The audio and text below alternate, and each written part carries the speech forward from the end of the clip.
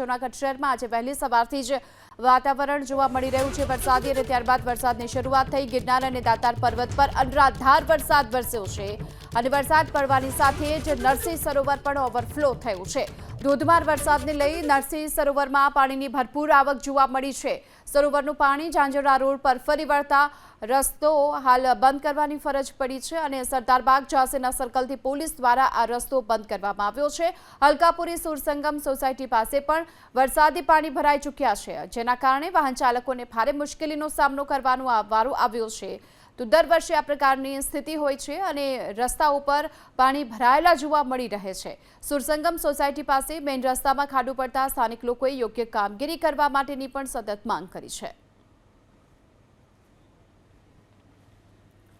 સમસ્યાઓ થાય છે તો કોર્પોરેશનને નમ્ર વિનંતી છે અથવા તો કોર્પોરેશનના એન્જિનિયર અને કોર્પોરેટર અહીંયા આવીને અત્યારે વાસ્તવિકતા જોવે તો એને ખ્યાલ આવે કે આમાં કઈ રીતે આનું સોલ્યુશન થઈ શકે। ઘણા સમયથી આ લોકો મહાનગરપાલિકાવાળા કંઈ કરતા જ નથી અને ગરનાળું આખું ભરાઈ જાય છે, બધું આખું ભરાઈ જાય છે। નાના બાળકો સ્કૂલેથી આવવા માટે બહુ જ કરતા તકલીફ વેઠે છે અને આખું ઝાંઝરા રોડમાં બધું પાણી ભરાઈ જાય છે। દર વર્ષે નરસિંહ મહેતા સરોવર ઓવરફ્લો થતાં ઝાંઝરા રોડ પર પાણી ભરાઈ જાય છે અને અમારી સોસાયટી પાસે એટલું પાણી ભરાય છે કે ત્યાંથી નીકળવું મુશ્કેલ થઈ પડે છે અને રસ્તા ઉપર ખાડા પણ થઈ ગયેલા હોય છે।